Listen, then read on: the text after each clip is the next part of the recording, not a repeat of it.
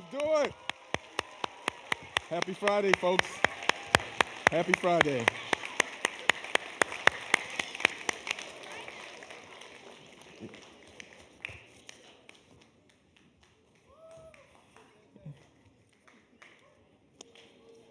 Good morning, everyone. My name is Christopher Williams. I'm the STEM Education Specialist here at the National Museum of African American History and Culture. Thank you for joining us for today's program.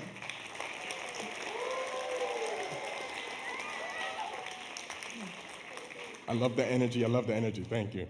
Thank you for joining us for today's joint program with NASA called A Space for Us All. So over the next hour, you'll have an opportunity to hear from experienced NASA leadership. You'll also hear from proven and tested NASA astronauts. And then, by the end of this program, you're gonna have an opportunity to learn about their past experiences. You'll find out what they're working on right now. And then we're gonna pick their brains about what they think the future of spaceflight can be. Now, this is a special program, not just because of who we have on stage, but it's also special because of all of you here with us today. So thank you for being here with us.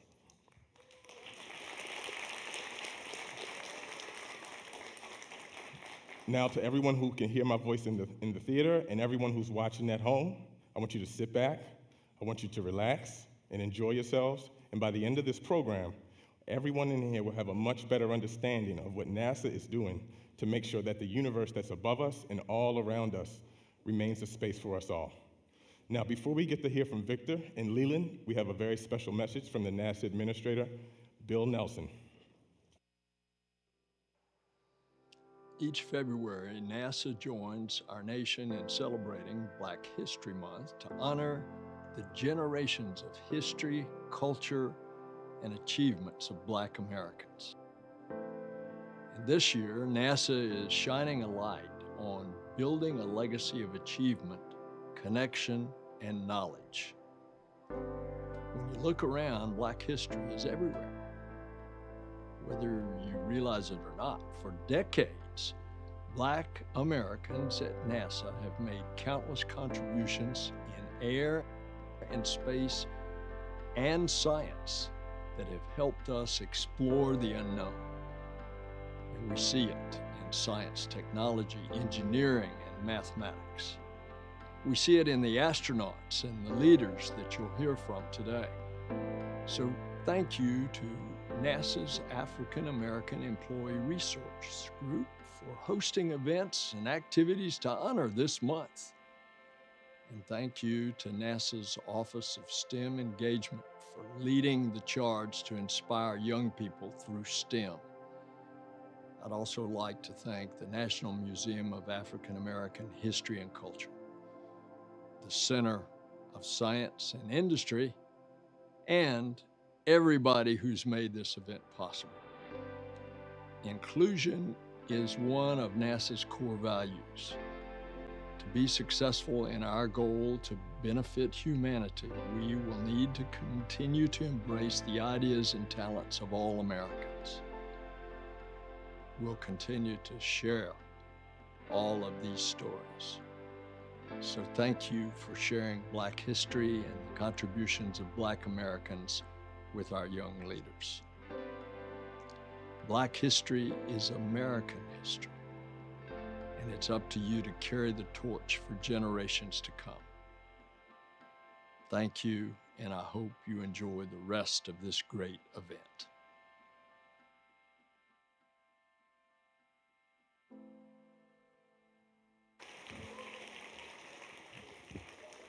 All right, folks, it's time to meet the astronauts. So first, he was drafted in the 1986 NFL Draft, and he is a former NASA astronaut. Introducing Leland Melvin.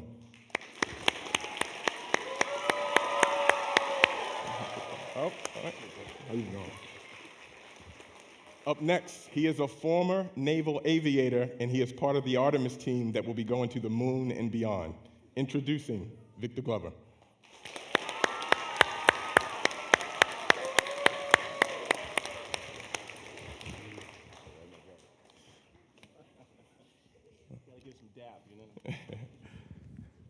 All right, folks. So This is a lot of fun for me. I'm glad that we finally have an opportunity to meet face-to-face and chat. So I just want to start by saying, you know we're all here to see you, Director Wyche, Director Turner, but do you know who's in the audience right here? No. Let me tell you a little bit. Can I hear you guys first? Let me hear what you got out there. Give me some love. All right, so we have several schools from Washington, D.C. and Maryland in the house today. The first, Cesar Chavez Middle School from Washington, D.C. We have Jefferson Middle School Academy from Washington, D.C. We have McKinley Technology High School from Washington, D.C. We have Chesapeake Math IT North Middle School and High School here today. And then lastly, we have New Hope Academy Middle School from Maryland here as well. I think Chesapeake got them. So before we get started, I have one quick thing to say. When I was upstairs, and I believe it was someone from Cesar Chavez Middle School who walked in, and he looked at the NASA poster, and he said, "He looks like me." And in that moment, I just want to let you know, the tears came down my eyes, and that was a beautiful moment. So thank you, whoever that was. And if you were here and you know you said it, please stand up. Stand up, stand up. Hey, young man, what you see, you can be. You've seen it, you can be it. Thank you, thank you. All right, let's get started with our first question. So I'm going to let the audience know just a little bit more about you before you get to answering. So, Leland, you were selected to NASA to be an astronaut in 1998. You also participated as the Office of Education for NASA for several years, and you were, as I already said, drafted in the 1986 NFL Draft. Now, the question is, what motivated you to become an astronaut? Wow. Chris, thanks for bringing us here, brother. What motivated me was a friend of mine. He handed me an application and said, "You'd be a great astronaut." Didn't fill it out. But that same year, another friend of mine filled out the application and got in. And I said, if NASA lets knuckleheads like that in to be astronauts, I can be one too. So it was really kind of this guy, but then John Young flew back to NASA Langley and was actually where I was working. He said, "Hey, I'm gonna listen to your work, the research you're doing, and you should apply to be an astronaut." Now, John Young walked on the moon. So if a man who walked on the moon says you should apply to be an astronaut, I think you should apply to be an astronaut, right? All right, great, thank you for that. Now, Victor, you were selected to be an astronaut in 2013, and you just completed a 6-month mission aboard the International Space Station, and you served as a test pilot for the Navy. What motivated you to become an astronaut? Thanks, Chris. Thank you for the introduction. Welcome to all the students and the teachers. And let's see, seeing a shuttle launch on television when I was 10 years old was the first time that seed was planted. But I would say that it bloomed, it blossomed into a full-grown plant when I was already in the military flying, and I was going to test pilot school. And I went to a conference, and one of the speakers, actually the keynote speaker, was Pam Melroy. Pam Melroy is the second female to command a space shuttle. And she was talking about her crew and the mission and the amazing things they did. They made a really critical repair to the space station solar arrays. And the technical story was amazing, but it was the way she talked about her crewmates. I played football in college. I wrestled in college. And they had this connection, this camaraderie, that's really what I had been chasing in my professional career. And I decided I'm gonna throw in an application and let NASA tell me no. Oh, I love it. Perfect. All right, so both of you are astronauts now, or former astronauts, but you weren't always an astronaut. What were you like as a child? Tell us about your experiences growing up, please. Well, I have to start with, I was born out of wedlock. My mother and father both loved me, and I didn't live with both of them, but they both prioritized my education. They wanted to make sure I had a shot at getting a really good education. And their love and support is not only what got me here today, but it's one of the things that I'm trying to reflect back into the community. But I grew up in Pomona and didn't know any engineers. My mother and father didn't graduate from college, but I had a lot of folks who invested in me saying, "Hey, you need to go to college. You like math, you should consider engineering." And it was listening to those folks that really gave me an opportunity to do some of these things. But at 16, I really had a dream that was to go to USC, like my other hero at the time, Marcus Allen, of the Los Angeles Raiders back then. And I wanted to play football like Marcus Allen did, you know, and I knew, hey, I could play college football, but I had more confidence in my athletic ability than I did my academic ability. And I would love to talk some more about that journey as well. But, you know, that just sets the context. I feel like I was a pretty regular high school student, but I loved math. And like you, listening to John Young, I listened to those people who loved me and invested in my future. And that is why I am standing here, or sitting here on this stage. Yeah, for me, I was, yeah, that's great. Give him some love. How many of you have read the book Curious George? How many of you have read the book The Little Engine That Could? My mother read those books to me every single night before I could even read. And if she was missing a sentence, I would complete the sentence. I knew those books inside out. One thing that Curious George had, no matter what he did, no matter what trouble he got in, he always had the man in the yellow hat who had his back. Make sure that you have a man in the yellow hat or woman in the yellow hat who's got your back. I always had that. Secondly, I think I can. I was a little kid, you know, was getting beat up sometimes, different things, but I always thought I could because of what that engine did coming over the mountain. My mother gave me an age-inappropriate, non-OSHA certified chemistry set when I was a kid. And I mixed these chemicals together and created the most incredible explosion in her living room. I blew a hole in her carpet. Now, we didn't have a lot of money. I burned a hole in a black woman's carpet. I got launched into space. Force equals mass times acceleration. My mom was 5'2". She hit my butt so hard, I went, whoa! Mass and acceleration and force.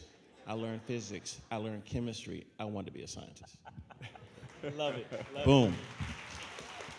Well, that is actually a perfect segue to the next question. So other than icing your backside and fixing the hole in the carpet, what other struggles did you go through when you were growing up? Yeah. We're keeping it on the real, right?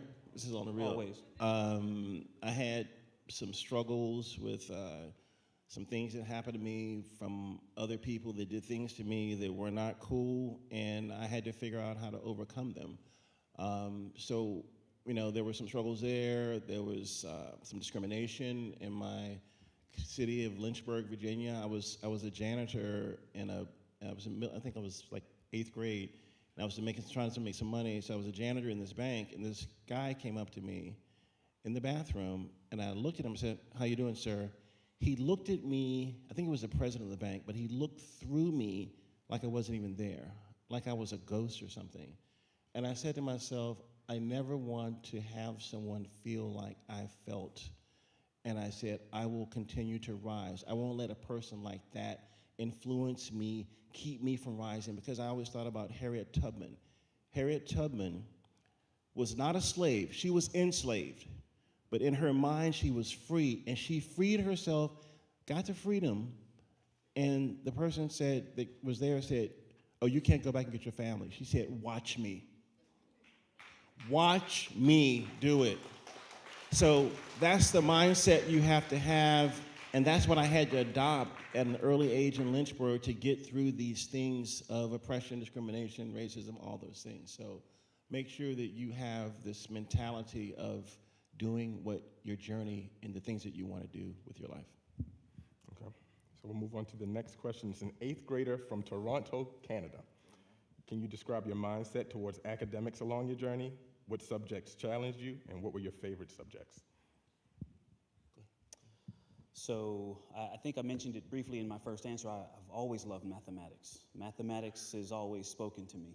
And you know, actually related to your last question, a struggle that I had in my youth, though, was not knowing that I had the stuff it took to succeed in college. And so I'll tell you a little story about math, but also about that struggle, and I think it answers both questions. So I'm 16, and I told you I'm focused on sports. I know that's a key to going to college, and athletic scholarship is a possibility. And if I had a big tournament or something, or a big game the next day, I might not do all of my homework. My test scores were pretty good, so I was an average student.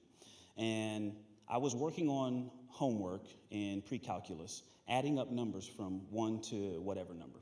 And I noticed a pattern. If I drew the numbers out as like ones, just tick marks, it made a shape, a triangle. And to find the area of a triangle, length times width divided by 2. And so I found that I could add up numbers based on a formula. And so I went into the classroom the next day between periods, and I'm scratching all this stuff on a chalkboard. Any of you know what a chalkboard is? Like dust. You've got to clean the erasers chalkboard, not these smart boards you got now, but I'm filling up all of Mr. Robinson's chalkboards. And he comes into the classroom and he looks up and he says, did you figure this out on your own, Victor? And I was like, yes, sir. And I mean, I was trying to decide on what the name of my formula would be. You know Pythagoras and the Pythagorean theorem. I'm like, okay, is it going to be the Glaverian or is it going to be the Victorious theorem? So I had a name and everything. And he says, this is good. He flipped a few pages in the book and showed me that formula in the book. So you could tell I hadn't even finished my homework that night. I got stuck on this thing. But the math was speaking to me. But he said something to me that changed my life. He said, Victor, why don't you teach this to your classmates?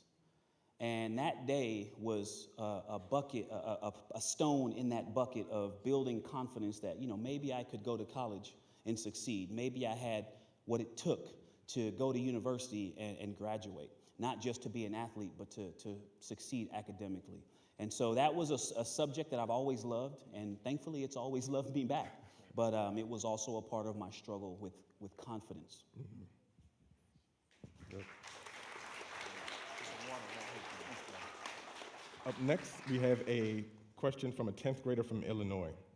Who were your role models, and what did you admire about them most? Were there any African-American astronauts or others from NASA that you would like to be like when you were growing up, or even now? My biggest role models were my parents.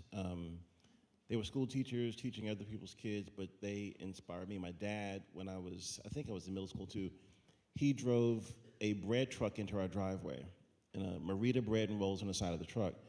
And when I saw the truck, I think, okay, we're going into the bread business. I'm gonna be delivering bread out of the side of this truck when he drives it to a place. He said, no, this is a camper. I said, no, I can read Merita bread and rolls. Over that summer, we rewired the van. We built bunk beds that flipped down. My mom made curtains for the windows. We repurposed this bread truck that cost $500 into a recreational vehicle that we went to the Great Smoky Mountains, went to Virginia Beach. We were camping in a bread truck, but I would have never known the difference in a $40,000 Winnebago compared to our tricked out bread truck. But I didn't realize it until it got painted. So if you have a vision for something, that vision something can be repurposed into your vision, and it might not cost $40,000, it might cost $500. Thank you for that. I love that. Next, we have a question from an 8th grader at Foxborough Regional Charter School in Massachusetts. Why do you think it is vital that people know the impacts and contributions of African Americans in STEM? I think it's important because, as the video stated earlier, Administrator Nelson said this: Black history is American history. I would take it a step further and say it's human history. It's our story. There are Black people all over the world, not just in this country. And actually here, listen, what I think is just what I think. Let me go back to the source. I believe in first principles and primary sources. Ask your teacher what that means if those terms don't mean anything to you now. Those are very important. Instead of asking someone what another person said about it, go to the source. And the person who started what was then called Negro History Week, Carter Woodson, the second Black man to get a doctorate degree from Harvard. These are his own words. He wrote it in the Journal of Negro History in 1927. And he said, we need not study Negro history, but the Negro in history. What we need is not the history of selected races or nations, but the history of the world, void of national, racial, or religious bias. Why do we need to know Black history? Because it is one important facet of our story. It's all of ours. All of us should be able to celebrate these accomplishments, no matter what you look like, no matter how old you are, or where or when you come from. It's our story. That's why, and we should take ownership of it. Amen, brother. All right. Thank you. An upperclassman from Bard High School, Early College in New Jersey asked, Have you ever experienced imposter syndrome, and what did you do to overcome it, or you still deal with it? Whoa, whoa. Listen, I just have to first of all answer that question very clearly. Yes. And I'll tell you, I believe no person deserves this amazing job that we get to do. It's like a relay race. You know, we get the stick, and eventually I'm going to hand it off to your generation. But while I'm in this seat, I'm trying to do my best to make sure that this patch does not take away from the value of this patch. But when I showed up to this job, I did not think I was qualified. But I will tell you this, I work really hard to make sure that nobody else feels that way. Does that make sense?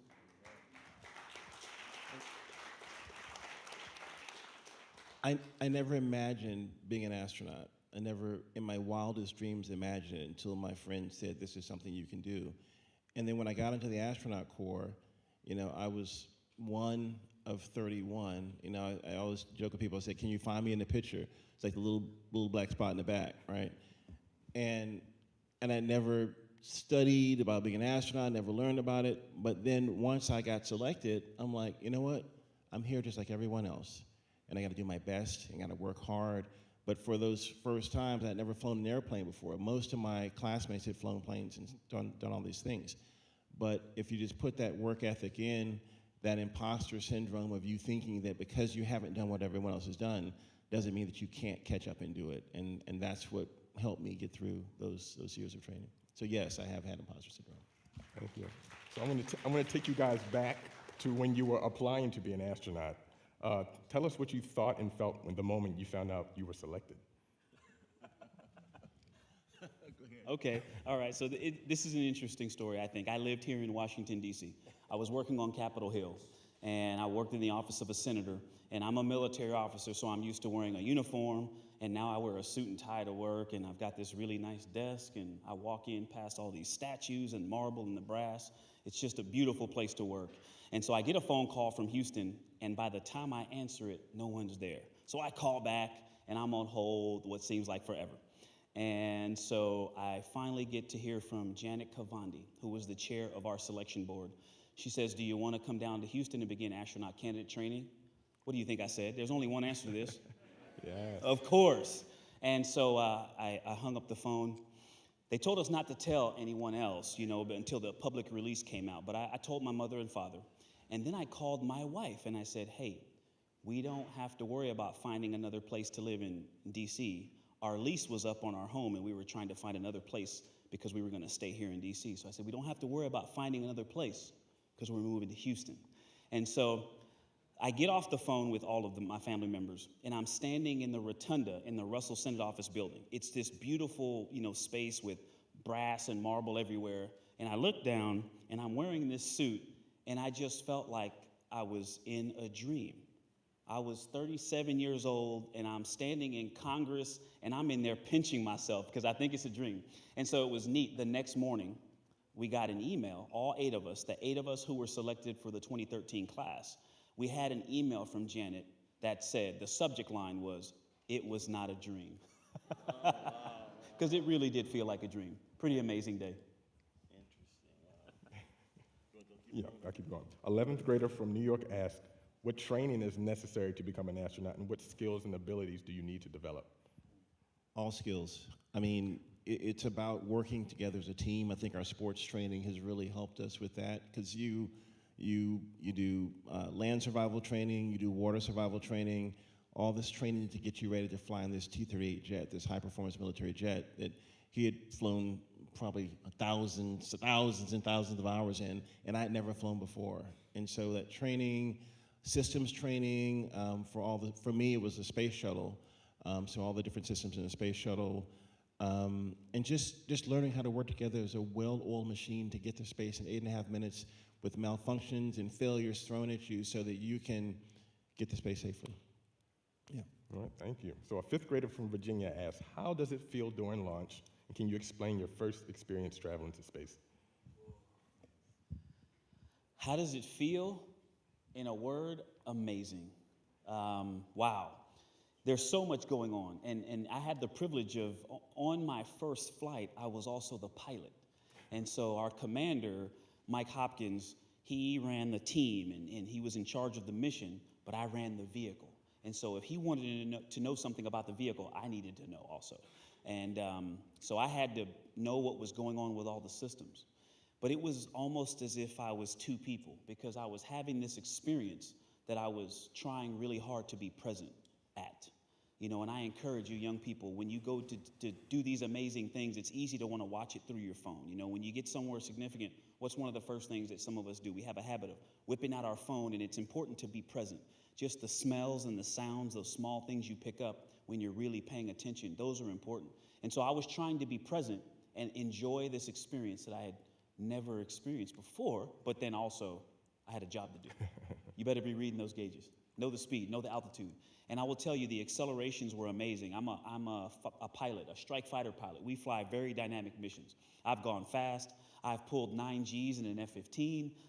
We learned a dogfight, and that's a very dynamic way of flying where you're pulling Gs for several minutes. But I've never pulled Gs for 9 minutes continuously. And aside from staging, when that Falcon rocket would disconnect from our spacecraft and then flip over and land on the water, that's amazing. We were accelerating almost straight up, and then we sped up to 7,000 meters per second, 5 miles per second. So for the last minute and a half, we're above 3 Gs. 4.5 Gs is what we peaked out. My face was being pushed back, my chest was heavy, and to breathe, I had to concentrate, like inhale. Exhaling was really easy because the weight of your chest just pushed the air out. And I weighed almost 1,000 pounds because I was 4.5 times my normal weight being pushed back in that seat. And that's the power of a rocket, to accelerate for 9 minutes straight. And then when the engine shut off, we were going 17,000 miles per hour and in orbit, weightless. It was amazing. Wow, that is amazing. A 12th grader from McKinley Technology High School asked, what could you expect to happen to your body if you stayed in space for a year? You know, being in weightlessness for a year is a challenge. You're in an increased radiation environment, and radiation is one of the known causes of cancer, so we're concerned about protecting astronauts from that. You also, because you're not standing up, you know, that's 200 pounds that I am lifting every time I stand up and walk around, and so you lose that all day. And because of that, your bones and muscles can atrophy. And so we have exercise devices in space that allow us to do strength training and cardiovascular training. We also try to eat less salt, which helps to retain calcium in your bones. And all of these things are due to subtle changes in your body. And we also have a shift in fluids. Because gravity is not pulling our fluids down toward our legs, they shift toward our head, and the pressure in your head we believe to be one of the things that causes the shape of our eye to change. And so some people have come back and maybe had to wear glasses when they didn't have to wear glasses before. One person I know of, though, my classmate Jessica Meir, the change in her eyesight was just the right amount where she went up wearing glasses and she came back with perfect vision. So it can affect your vision as well. And so we have lots of ways to try to, you know, counter the effects of long-duration spaceflight. But if you're there for a year, your body is going to experience these things. And so you have to exercise and eat right, and also we take vitamins and supplements, and we have other things that we do. One of the main effects on you is the potential to just be lonely and feel disconnected because you're in space, away from Earth for so long. And NASA puts a lot of effort into connecting you with your loved ones, your family. We have a phone system and a video conferencing ability to keep in touch with our families. And with your Afronauts. And with my Afronauts. We had conferences, and some of my favorite days, after talking to my family, we were talking to my astronaut brothers and sisters. So we have time for one final question. What lessons have you learned as an astronaut that can help the rest of us here on Earth? Let me hit that real quick. The thing that got me so stoked about space was when you do all your technical assignments and things. I thought that when I installed this $2 billion laboratory to the space station, that would be my aha moment. That paled in comparison because Peggy Whitson was the commander. She invited us over to the Russian segment to have a meal. She said, you guys bring the rehydrated vegetables, we'll have the meat. We float over, we're breaking bread with people we used to fight against, Russians and Germans. It's like a Benetton commercial, African American, Asian American, French, German, Russian, the first female commander. Right, Benetton, right, sure. Anyway, diverse crew in space. and we're listening to Sade Smooth Operator while we're having this meal. And we look out the window. I'm flying over my hometown in Lynchburg. 5 minutes later, we're flying over Paris, where Leo Eilhartz is from. We look up to Moscow. So we're having this meal, and we see this perspective that we change the way we look at ourselves as human beings, because we go around the planet every 90 minutes, see a sunrise and a sunset every 45. So it changes your perspective. It's called the overview effect. And that's what happens when you go to space. Hey, Chris, can I take a second? Just 30 more seconds. Put a picture of the Earth up here. I see you flipping the slides. Just find one that has a lot of Earth in it. Just put the Earth up there on the screen, please. Here's a lesson the world needs. We as the ambassadors who have gone to space have to share this with you. We're all astronauts. We're all astronauts. Come on, put an Earth picture up there for me. What I would say if I was pointing to a giant picture of the Earth is that's our spaceship. When we're in space, we have to work hard to take care of those machines because those machines keep us alive. And we trust in each other because we also have the ability to keep each other alive if things go wrong. And that lesson needs to come right back down to sea level. That's our spaceship, the Earth, and we are a crew. We are one people, humankind, and we need to do our best to protect our planet and to protect each other, period. Amen. Leland, Victor, thank you for your responses and letting us know just how cool it is to be an astronaut. Now, before we meet the directors, I want to give a shout out to several schools who are watching us virtually. We have ASU Preparatory School from Arizona. We have Pennsylvania Virtual Charter School from Pennsylvania. College Park High School from California. Maple Leaf Public School and Valleyfield Junior School from Ontario, Canada. Portage West Middle School and Romulus Middle School from Michigan. And then lastly, we have Laconia High School from New Hampshire.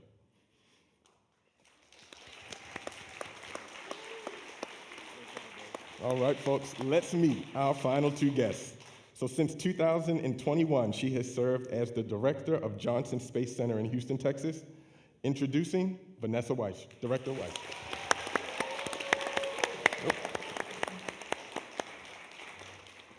Thank you. He has served as the director of the Langley Research Center in Langley, Virginia since 2019. Introducing Clayton Turner. Thank you. All right. So the first question is, please tell us about yourselves, what it took to become a center director, and what are some of the exciting projects that are happening at your respective centers? Well, awesome. Thank you so very much for having us here today. And I just want to say hello to all of the students and to the teachers and everyone here in the theater. As center director, I have responsibilities for a lot at Johnson Space Center. We primarily do human spaceflight.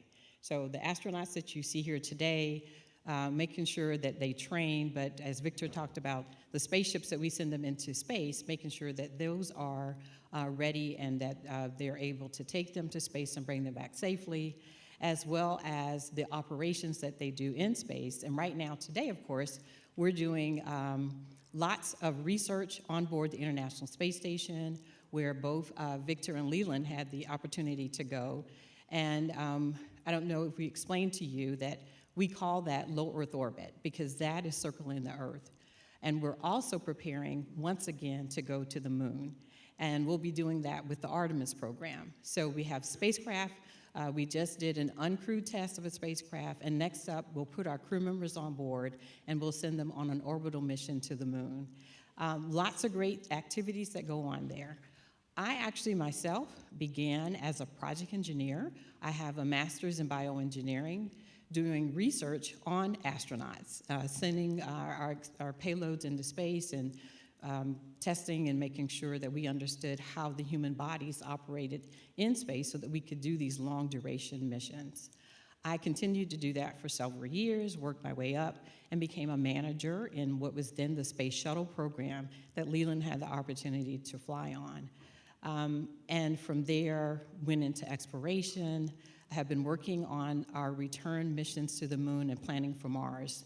But what it takes to be a center director, it depends on the center that you're leading, but at the Johnson Space Center, it's human spaceflight, understanding complex missions and programs, and also being able to lead an organization, so having leadership. Our missions are mostly always done by teams. And so you saw the astronauts on orbit, they're a team. If you see the teams that control the spaceships that they're on, they're a team. But we have thousands of people that work every day, different types of disciplines to make that happen. So everything from a design engineer to people that are producing the food that they have to have when they're on orbit, to clothing, et cetera. There's so many different disciplines, and for us to be able to do the projects, we have to have business professionals, so we have accountants, we have lawyers, so we have doctors, but there are just so many opportunities at NASA. And so just sharing that, and want you guys to know that any and all of you are a part of what space is. And so, as Victor was saying, you know, you're part of us taking care of this Earth today. I want you to join us. I want you to think about NASA as being a career and join us in our journey.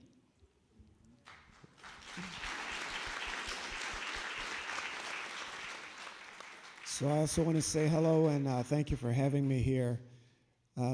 There's a lot of things we do at NASA's Langley Research Center.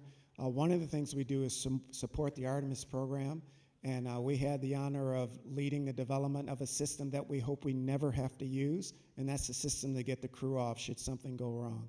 So we do that in support of Johnson Space Flight Center. We also work in aeronautics. For those of you that have been on really long plane flights, and like this young man here in the front row, you're tired because you just want to get off the plane. Well, part of what we want to do is make that, instead of 6 hours across the country, maybe 2 hours across the country. So fly commercially supersonic. So we're building vehicles now to demonstrate how you can fly over land without the sonic boom. And by the way, that technology was developed by one of our hidden figures, Christine Darden. So we put in the work before to get here now. We also work on technology, so as Vanessa described, when we go back to the moon, it's going back to learn how to live and work on the moon so we can then go on to the Mars. We do that with industry, we do that with private sectors, and those are the things we contribute from a mission standpoint. How to become a center director? I think the first piece of becoming a center director is having great passion for the thing you do right now. Find the thing that excites you, that's the thing you're going to do well, and to keep your eyes open for that next opportunity. You're going to have lots of people that are going to tell you what you maybe can't do, but what you have to find is those things you can do. And I'll stop there. Thank you both. This next question is submitted by Vance Virtual Village Academy in North Carolina. What advice would you give to students who desire to work for NASA? Are there internships and other training experience at NASA or other organizations they should be looking for and participating in? Yeah, so I would say, piggybacking on what Clayton said, first, find your passion, whatever it is that you're excited about, because there's so many different careers, as I was outlining, that you can do at NASA. So, but if you're interested in being an engineer or an accountant, et cetera, we do have internship programs at NASA at all of our centers. Right now today, our internship applications are open if you're in college and you can apply for those. But if you're in high school, middle school, if you want to go into STEM fields, consider joining your physics club, your robotics club, things where you can actually practice hands-on. I know for myself, when Leland was talking about doing his science experiment in his mother's living room, that's how I got excited about STEM. My brother got a chemistry set, and I helped him with doing experiments. And that got me excited and then caused me to want to continue to practice. But I didn't have those camps or clubs or things that I could go to. But take advantage of programs, summer programs, things that are in your communities. All of the NASA centers have activities that you can reach out and be a part of. We also have really good programming on our website, nasa.gov/STEM, and there's lots of ways for you to learn. No. All right, thank you. So I love the idea of the internships, and that's great, and we can have you come and join us on center and work with us. But what you have to bring with you is curiosity. You have to be curious about what we're doing, whether you want to be an accountant, communication specialist, an engineer, a scientist, a researcher. We want you to be curious. We want you to be ready to work on teams. Amazing things are going to happen when teams of people get together and bring different ideas, different thoughts. That's what we're looking for. And I'm hoping that after this event, I get to meet some of you personally, because I am recruiting 24/7. 335 million Americans, so now's the time. So you get to decide, how much do I really want to go work for NASA? You have some people here that can talk to you directly about that. So looking forward to meeting some of you. Find that thing you're passionate about. That's really important. And for those of you that are saying, I don't live near a NASA center, we can do virtual internships. We discovered that in a way we didn't know we could do it, but now we can do virtual internships. What you want to do is do that thing every day and see how much you love it, because that's what you're going to excel at. Thank you. A fifth grader from Pennsylvania asked, what do you foresee will be the future of the astronaut corps? So I guess I'll take that. So the future of the astronaut corps is exactly what they're doing today. Only we'll probably be needing more astronauts, because as we're doing operations in low Earth orbit, as I described to you, we'll also be doing simultaneous operations on the moon and preparations for going to Mars. So I see the astronaut corps will still need to have brilliant and capable astronauts, as the two gentlemen that are on the stage, and we will also need to have additional. And I will say, as you know, want to make sure that you guys know, our astronaut corps is very diverse. We have men, we have women, we have people of all different backgrounds, and also they have different skill sets. So we have pilots, we have doctors, we have teachers. So just want you to know that the astronaut corps will continue to grow strong, and we will need actually to have more to be able to do all of the missions that we'll be doing at the same time. Thank you. This next question comes from Catherine Johnson, Technology Magnet Academy in Texas. That's amazing. What is the process for recruiting a diverse pool of people for your team? So I'll repeat part of what I said. When I say actively recruiting 335 million, I mean actively recruiting. My first day as center director, I spent with 3- and 4-year-olds, actively recruiting. All right? We talked about the solar system, and I was a sun, they were the planets. I spun, they laughed, we fell, and we talked, but afterwards we talked about it. And the 4-year-olds could tell me the closest planet to the sun, and the farthest, and the largest, and the hottest, right? Not because we wrote it on the board and memorized it, but because we experienced it. And I talked to 3-year-olds about coding, thermodynamics, engineering, and aerospace. 3-year-olds. No, I have not lost my mind. There are actually books for that. So I held a ball, and I dropped it, and a 3-year-old, she told me, I asked, why did this ball fall? And she said, because it's not a balloon. And then she told me why the balloon went up. A 3-year-old. So that's why I'm excited. I'm eager to talk to as many of you as I can. That's how we're recruiting. All of us, all 17,000 people at NASA are looking for you to come join us. NASA is an amazing place, but it is not an impossible place. We need you to come join us. We need you to come and join our industry partners. We need you in academia, because what we want to do is reach for new heights to reveal the unknown for that benefit of humankind. Thank you. So all of you need to realize Director Turner is serious. He will try to talk to you today, so don't be surprised if he pops up beside you with some questions. You know you're amazing when you can teach a 3-year-old aerodynamics. This next question, what excites you the most about the future of NASA? Well, I will say what excites me the most is, again, it's all of you, and it's the possibilities that we have together. Right now, today, we have more people that are going into space in different ways. Additionally, we have more companies, we have more countries that are joining and going into space. Right now, we currently have the US, we have Russia, we have China, but the Indian Space Agency, they're thinking about having people go into space. We're working with space agencies on the continent of Africa. So I'm very excited, because I believe that space is going to be just like aviation was, 50 years ago. 40 years from now, there are going to be countries, there are going to be people from all over the world going into space.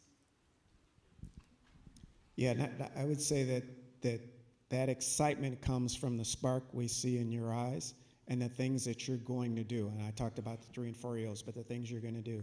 And if you look back in history when Apollo was flying and that first landing on the moon, right, people didn't quite connect other than the excitement of the landing on the moon, but that also drove things back here on home planet.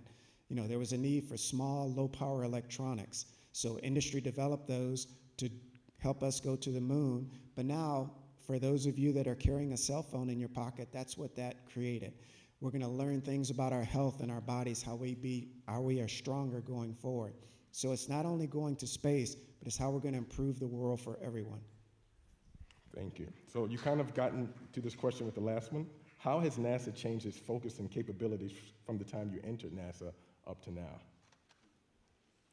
So I'll speak from a technology and mission standpoint. When I joined NASA, we were focused on return to flight. It was after the Challenger disaster. And we knew that we were trying to build the International Space Station. And so we have built the International Space Station, and we have had people living in space now continuously for over 22 years. Yes, I saw somebody's eyebrows went up, yes.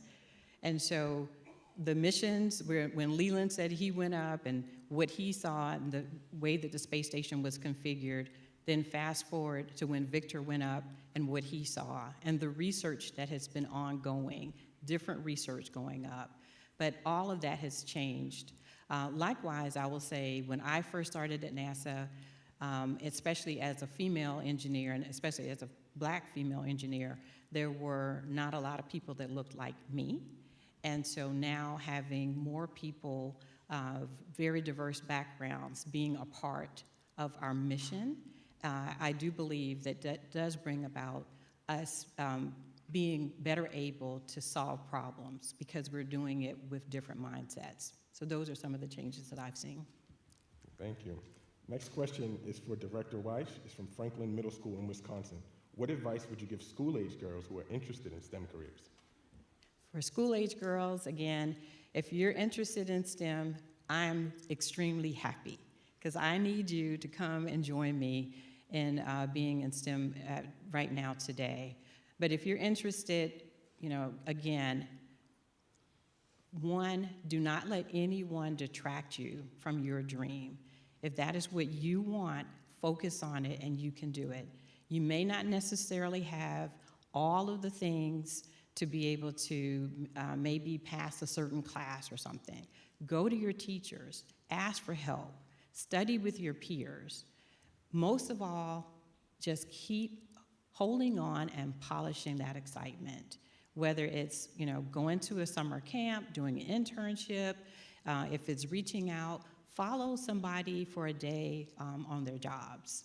As a young person, if you don't know somebody that's in those areas, and I mean this sincerely, you could probably find almost all of us on either Twitter or LinkedIn or something. Reach out. We will help connect you with someone that will be able to spark your interest and make you understand more about what that really is about in real life. But most of all, I'm happy if you're interested in STEM, please join me. Thank you. Why do you think so many people remain fascinated with NASA? What does NASA do really well?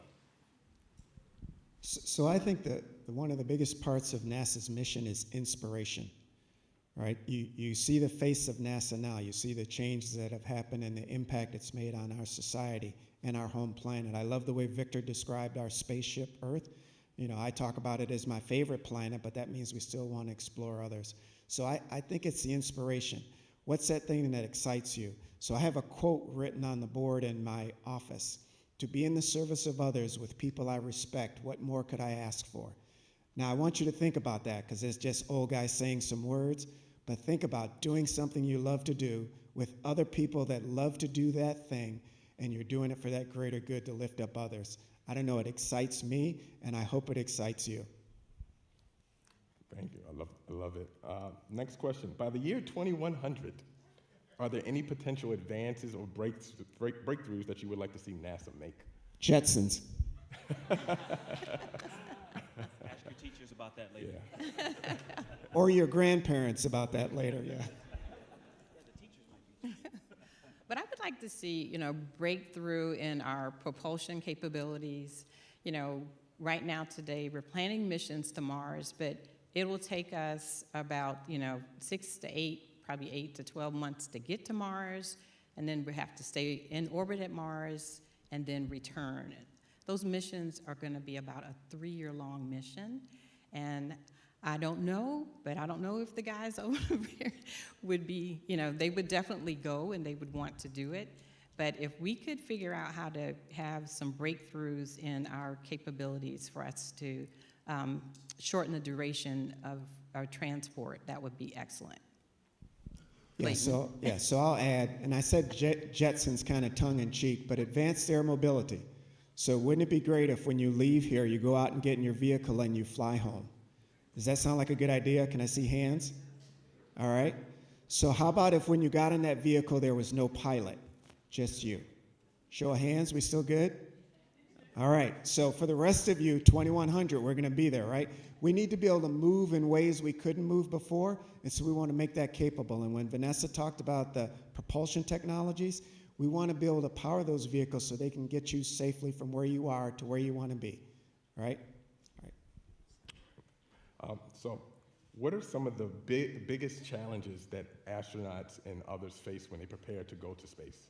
And this is open to everyone up here.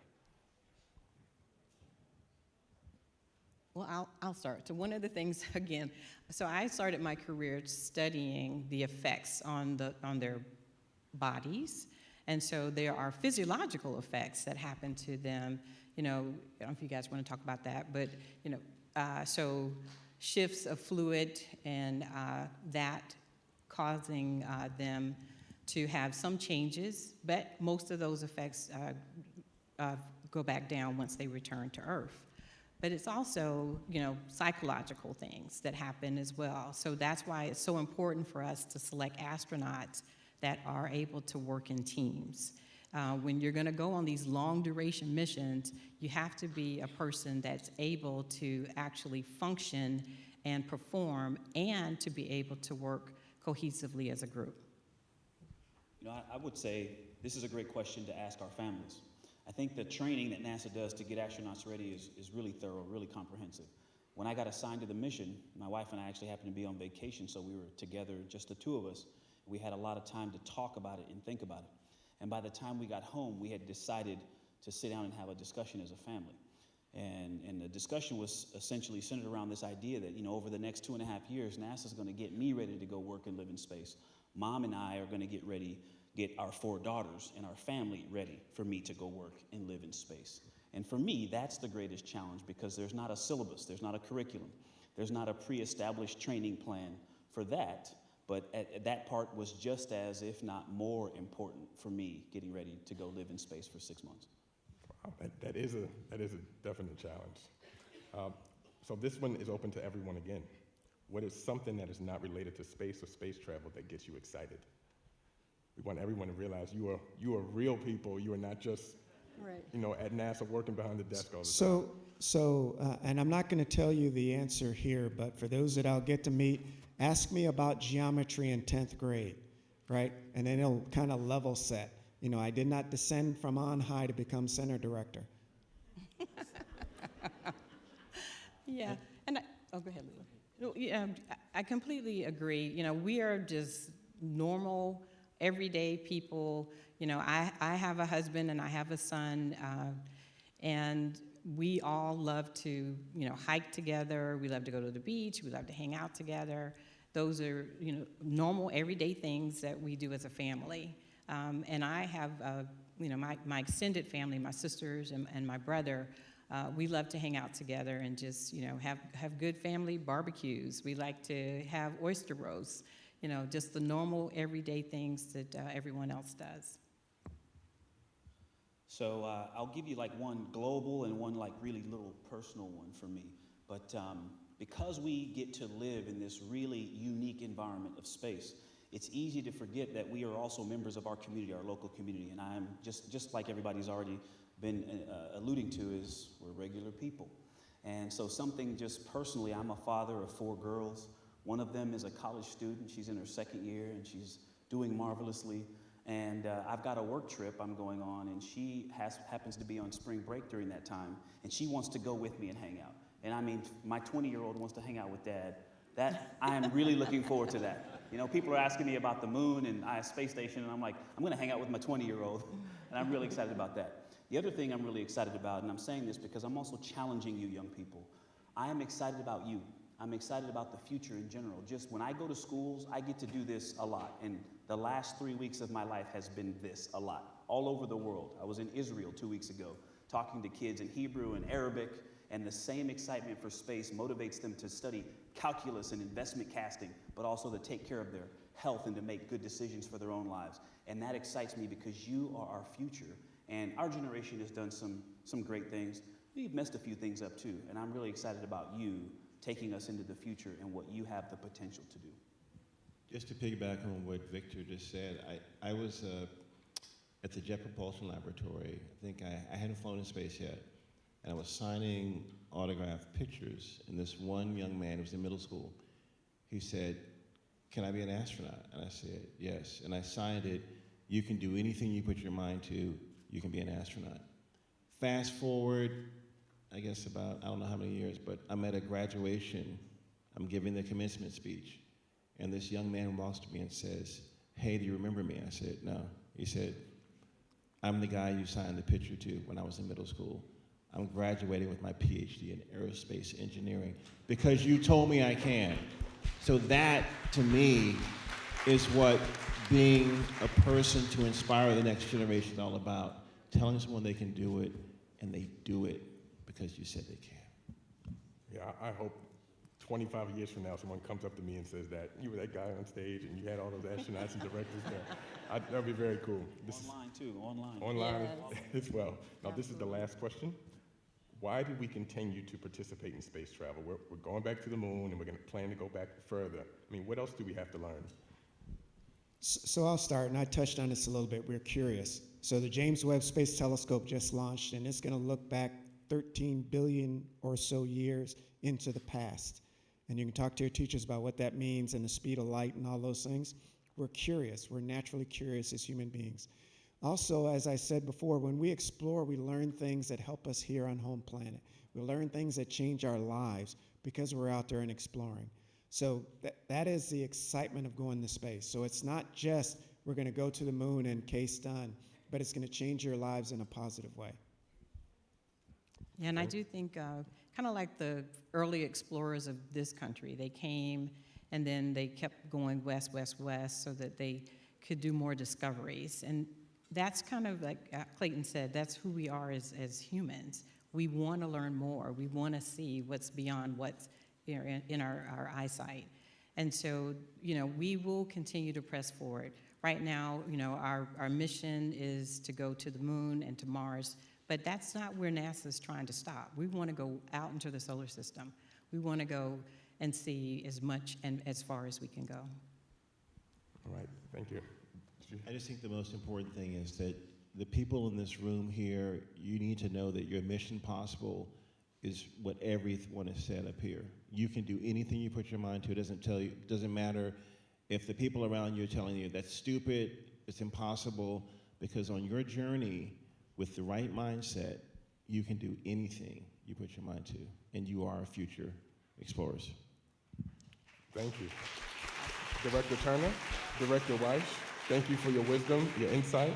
Victor, Leland, it's been a blast. I've enjoyed talking with you all.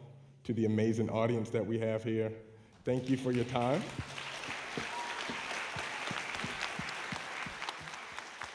This has been a wonderful moment for us in the program, A Space for Us All. So I just want to say before we leave, thank you for being part of this Black History Month program, and remember that history is made by doing ordinary things extraordinarily well for long periods of time. So I want to have our guest here. Let's say goodbye to everybody and just see you all next time, folks.